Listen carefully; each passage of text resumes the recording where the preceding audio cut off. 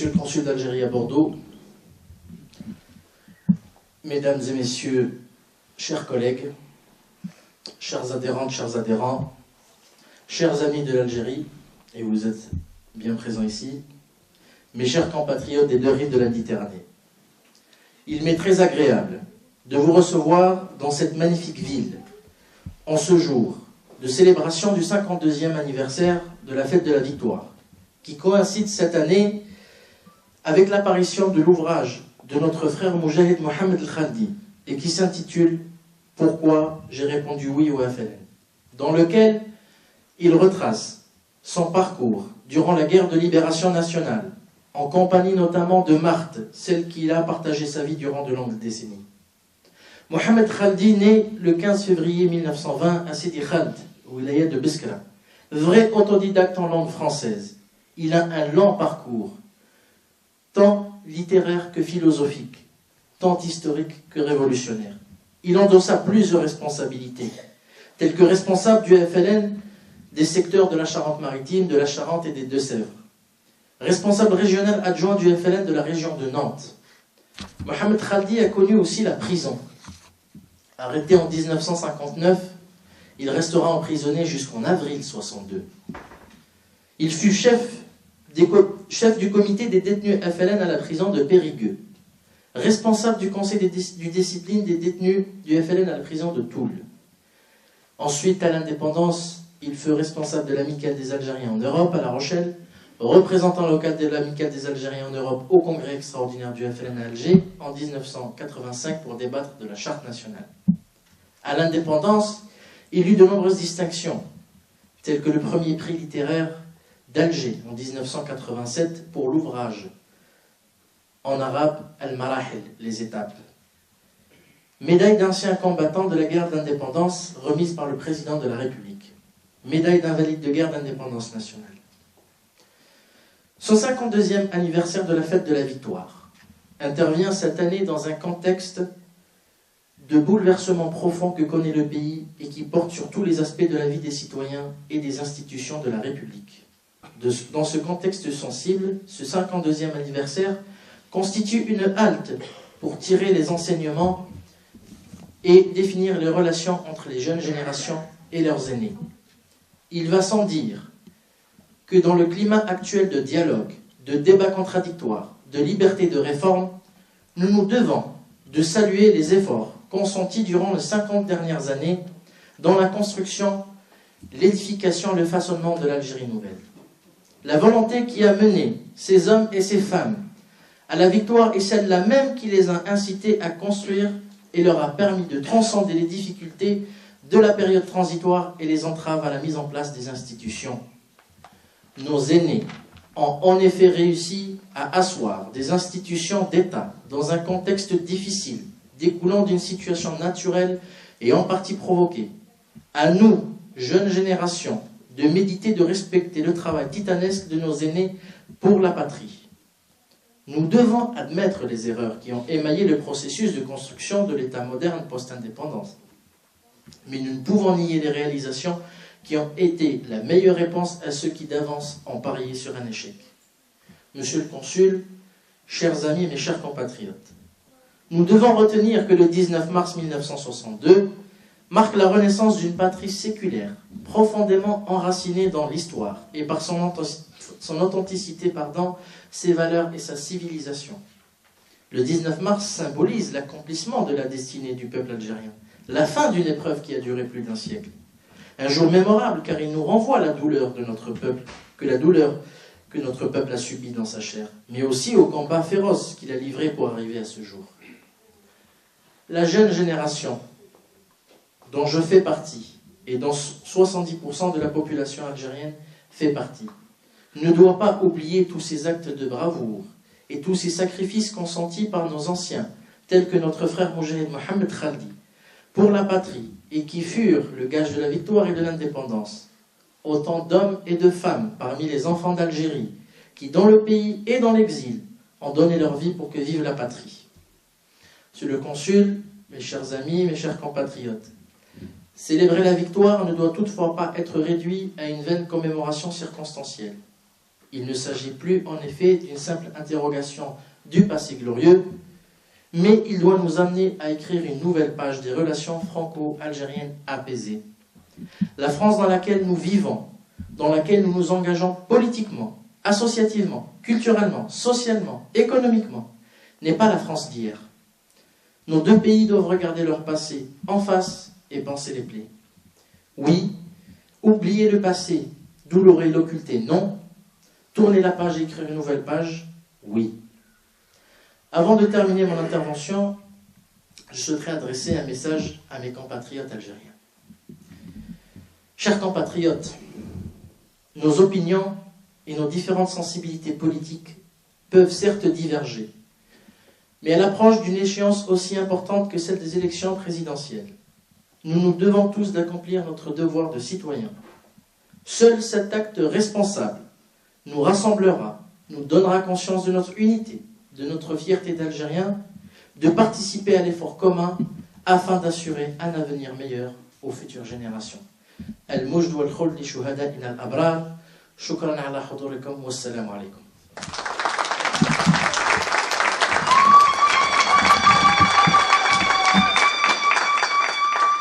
Et je laisse la parole à Monsieur le Consul.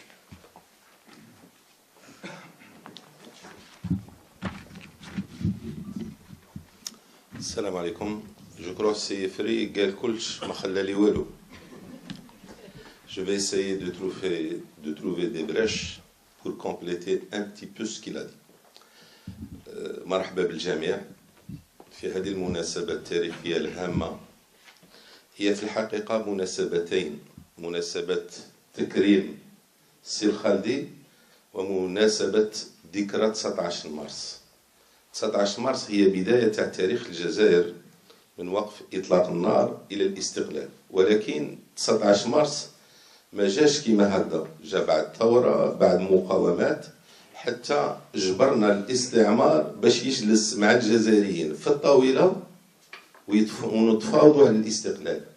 ما جاش un petit cadeau، c'est l'aboutissement d'une longue histoire. مناسبة في لاروشيل عندها معنى كثيرة. في هذه المدينة بالذات في 56 كاين دي جون زابلي رفضوا باش يروحوا يحاربوا في الجزائر من هذه المدينة بالذات في ماي 1956. Un petit mot en français. Vous m'excusez si je m'adresse surtout à la communauté algérienne établie en France. Au nom de tous les Algériens présents aujourd'hui, et notamment nos valeureux moujahidines qui ont appartenu à l'historique organisation de la Fédération de France, au nom de Si Mohamed El Khaldi, notre aîné dans le combat, je voulais rendre solennellement hommage à tous les chouhada et les moujahidines qui sont tombés au champ d'honneur, mais aussi aux victimes qui ont vécu les horreurs du colonialisme. Le 19 mars 1962, à midi, a été proclamé le cessez-le-feu qui mettait fin à ce qu'on appelait ici les événements d'Algérie. Y avait-il à la même époque d'autres conflits plus sanglants, plus fratricides que la guerre d'Algérie? Certainement pas, selon l'histoire, avec un grand H. Une vraie guerre d'Algérie, pardon, une sale guerre. Malgré cette proclamation de cessez-le-feu, les combats et les massacres ont continué de plus belle quand l'OAS multiplia ses attentats aveugles. Et ce n'est qu'en 1999, c'est-à-dire 37 ans après, plus tard, que l'Assemblée nationale française reconnaîtra que les événements d'Algérie ne pouvaient avoir d'autre appellation que sous le vocable de guerre. Et s'il y avait un cessez-le-feu, c'est qu'il y avait guerre, n'est-ce pas? Notre rencontre aujourd'hui, hautement symbolique, est un moment exceptionnel de notre histoire. C'est cette volonté commune de se rencontrer, de se rassembler, qui nous permettra sans doute de tisser des liens fraternels et durables avec notre passé. Cette journée confère à nos consciences l'impérieuse nécessité d'exprimer notre sincère reconnaissance aux Chouhada, aux Moujahidines, mais aussi aux courageux soldats français qui ont désobéi pour prendre les armes et combattre dans une guerre injuste et inhumaine. À cette occasion, combien est important de saluer tous les soldats insoumis, déserteurs, réfractaires et désobéissants qui ont dit non à la guerre, malgré la répression accrue de leurs chefs politiques et militaires. Personne d'entre eux n'avait envie de mourir dans une cause qui n'était pas la leur. Ce large mouvement de contestation et de désobéissance va être relayé politiquement en octobre 1955, quand Marceau Pivert déclara « Les soldats ont maintenant le droit de ne pas obéir à autre chose qu'à leur propre conscience. » Cette conscience grandissante dans l'Hexagone engendra de véritables mises à sac et des révoltes dans les casernes françaises. Ici, dans cette ville même de La Rochelle, où notre cher Yefri nous invite, l'histoire retiendra à jamais, et depuis le 2 mai 1956, que la population civile de La Rochelle avait activement pris part à ce mouvement de désobéissance en retenant des jeunes appelés à partir combattre en Algérie. Nous saluons leur courage. Le dimanche 18 mars 1962, les accords entre l'Algérie et la France étaient signés à Évian. Ce n'est pas le moment d'évoquer le bilan de l'occupant. Nous laisserons le soin aux historiens d'analyser son comportement et de continuer à travailler. Des 30 000 soldats français, dont beaucoup de jeunes appelés, combien parmi eux qui ont pu revenir sans leur innocence? Des jeunes réduits au seul souci d'oublier péniblement cette sale guerre qui leur a ôté leurs plus belles années de jeunesse, injustement volées comme pierre Oda. Pour les cercles qui tentent vainement de réhabiliter le système colonial, nous les conseillons de progresser vers une vision apaisée et consensuelle de l'histoire afin de mieux comprendre la sensibilité des mémoires algériennes. Jean Lacroix disait « Il faut connaître son histoire pour ne pas en être la victime ». La cérémonie d'aujourd'hui est empreinte d'une grande émotion. Cela nous offre l'occasion pour affirmer notre reconnaissance à l'égard de nos chouhada et moujahidines dont le mérite vaut bien ces honneurs de la mémoire. Enfin, gardons vivante la mémoire des 1 500 000 morts pour une Algérie libre et indépendante. El-Mejdou wal-Khouloud li shuhadaina al-abrar wa barakallahu fikum.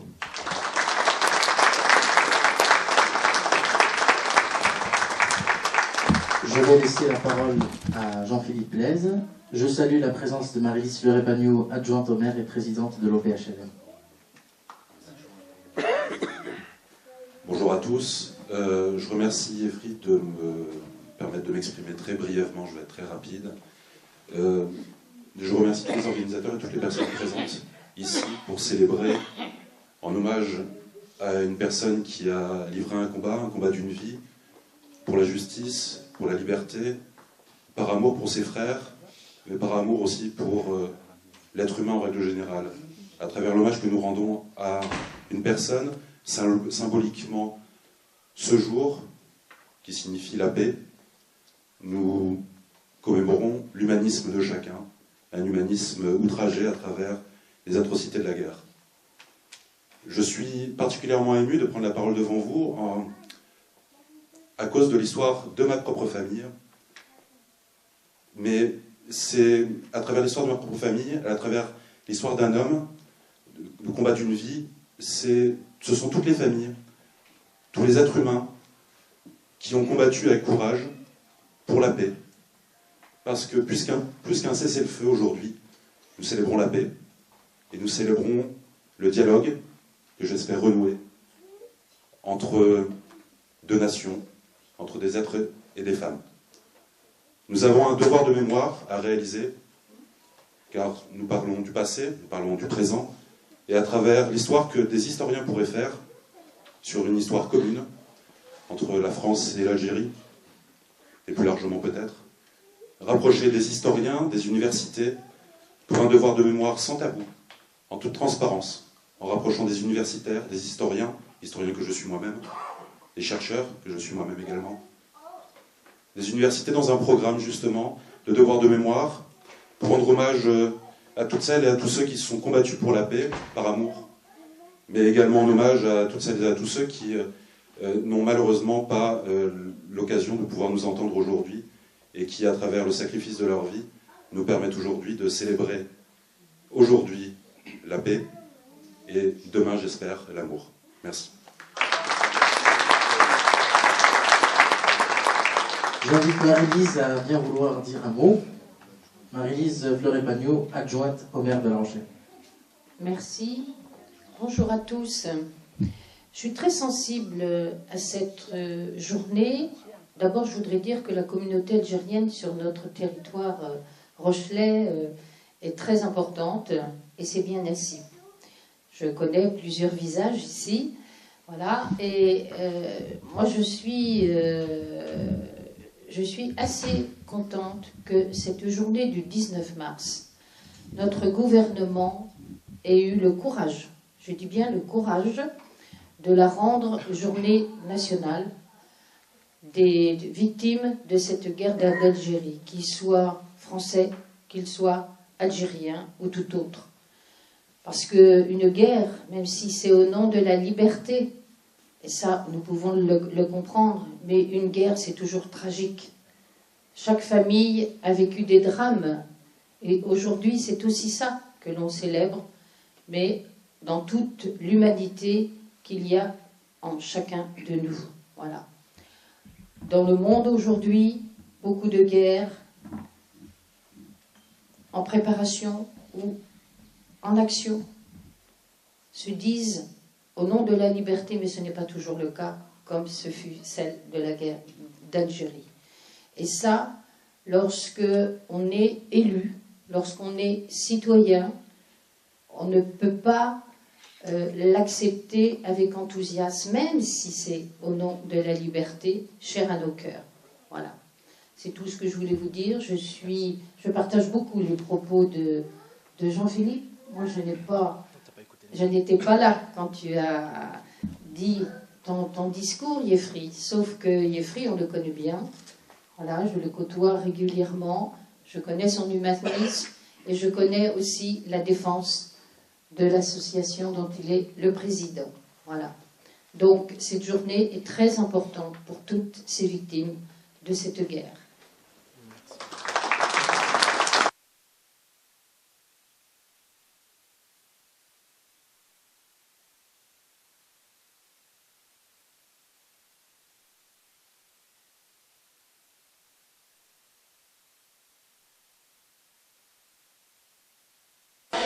Yefri Benzarga, président fondateur de l'Association des Algériens en Charente-Maritime, et M. Mohamed Alem, consul d'Algérie à Bordeaux.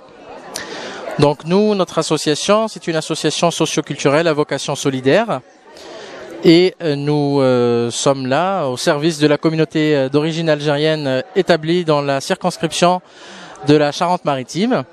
Et les services consulaires, dont monsieur le consul est chef de poste, nous aident énormément dans les démarches administratives. Nos relations avec les consulats sont d'ordre administratif et culturel. et nous rayonnons sur l'ensemble de la Charente-Maritime. Nous proposons des activités culturelles, des activités par moments artistiques, et quand il s'agit de promouvoir l'art algérien, la promotion de la femme algérienne, la promotion de l'histoire de l'Algérie, l'histoire franco-algérienne. Et je vais laisser le mot à Monsieur le Consul qui pourra peut-être vous en dire un petit peu plus. Merci Monsieur Yefri. Nous sommes venus ici à La Rochelle, on a l'habitude de s'y rendre régulièrement.